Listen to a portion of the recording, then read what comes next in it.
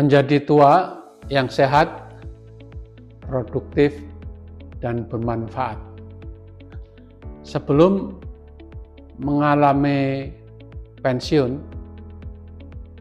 kita biasa saja bekerja seperti yang kita rencanakan tiap hari, tiap minggu, tiap bulan, tiap tahun.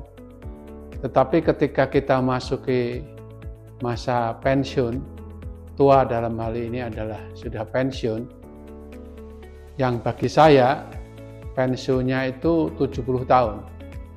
Jadi saya mengalami masa pensiun itu sudah 3 tahun. Sebelum pensiun itu terjadi, tentu saya sudah memikirkan bagaimana yang akan terjadi nanti ketika saya pensiun. Karena itu saya membuat kebun, kemudian memelihara ikan dan tanaman buah-buahan. Mimpi saya ketika itu adalah supaya masa tua ini saya bisa berolahraga di sekitar yang di kebun itu, tidak keluar jauh-jauh dari rumah karena kendaraan sekarang itu begitu penuh dan semua serba cepat mengejar jam kerja. Maka itu gambaran yang ada di benak saya sebelum masa pensiun. Tapi setelah pensiun itu terjadi, rupanya terjadi perubahan banyak hal dalam hidup saya. Perubahan pikiran, perubahan mungkin juga psikologis, dan perubahan diri saya sendiri. Masuk adalah kesukaan, hobi, dan yang lain-lain. Dan ternyata setelah dijalani, menghadapi masa pensiun itu, masa tua itu, pensiun saya artikan sebagai masa tua, di mana semua beban-beban pekerjaan dibebaskan. Itu ternyata tidak mudah.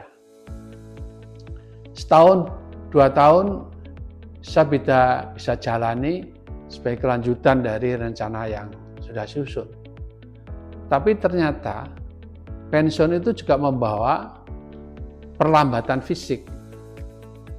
Karena usia yang tua itu sudah digerogoti oleh penyakit degeneratif sehingga terjadi perlambatan. Tapi kan saya tidak mau menjadi tua yang membebani kehidupan orang lain, baik anak maupun keluarga yang lain.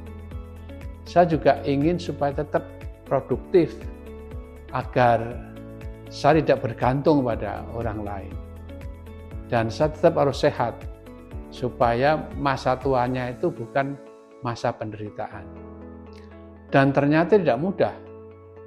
Ini pengalaman menjalani tua yang saya alami. Jadi ini bukan omong kosong, tapi saya sendiri mempraktekannya.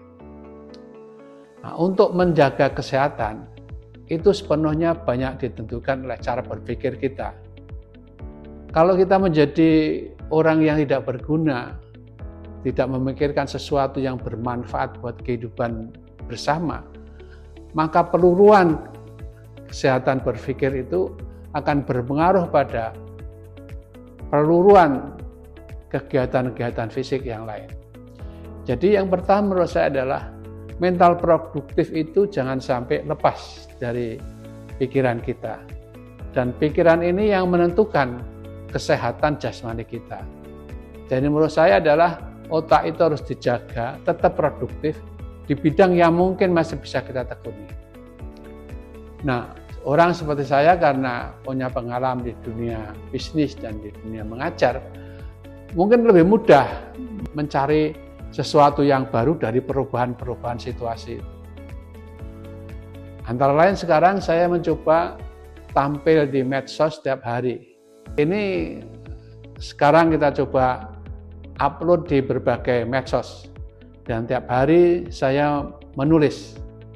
Nah, ini memberi kesibukan yang luar biasa karena menjelang subuh saya harus menyiapkan pikiran-pikiran yang layak dikemukakan di publik. Nah, yang kedua adalah semua narasi yang saya kemukakan di medsos ini juga harus kita kembangkan dalam diskusi rutin yang ini sekarang sedang dirancang. Kemudian saya juga membuat kegiatan-kegiatan yang menantang. Antara lain kita membuat lembaga-lembaga pendidikan baru yang bebas, yang bisa menyesuaikan dengan perubahan zaman dan bisa memberi bekal kepada anak-anak muda yang terlibat supaya dia bisa melanjutkan kehidupan itu lebih produktif. Jadi saya kira menjadi tua yang sehat, produktif, dan bermanfaat itu ditentukan oleh bagaimana seseorang itu melakukan pilihan-pilihan supaya agar berpikirnya terus jalan. Jangan sampai berpikir itu terhenti. Kalau ini berhenti berpikir itu, maka mengakibatkan seluruh aktivitas masa tua itu akan menurun. Jadi tidak boleh berpikirnya itu menurun. Yang kedua, memberi tantangan yang baru. Kita harus menciptakan satu usaha baru yang itu cocok untuk orang tua. Antara lain adalah memberikan ruang diskusi, ruang belajar dengan anak-anak muda. Sehingga interaksi dengan anak-anak muda ini membuat kita punya lingkungan yang terus-menerus untuk berpikir. Dan yang ketiga, kita harus menciptakan suatu kegiatan yang memberi manfaat. Baik bermanfaat buat usia kita yang sudah tua, tapi juga bermanfaat buat anak-anak muda supaya dia bisa belajar dari masa ketuaan itu. Jadi menurut saya, orang tua itu tidak boleh berhenti berpikir. Dia harus berpikir dengan caranya untuk memberikan manfaat kepada sesama. Dan dia harus mengelola kegiatan yang memang produktif, yang tiap hari orang ditantang untuk menciptakan pikiran-pikiran baru. Karena itulah saya kira mengisi masa tua yang sehat, produktif, itu harus tetap dilakukan. Saya tidak tahu kalau nanti sudah makin tua, karena tentu akan terjadi peluruan. Kehidupan saya setelah pensiun umur 70, dan nanti 75, dan mungkin nanti kalau diberi waktu oleh Tuhan sampai 80, maka perubahan-perubahan ini harus sejak awal dipikirkan. Bagaimana dia merumuskan posisi dirinya di tengah-tengah perubahan yang makin kompleks.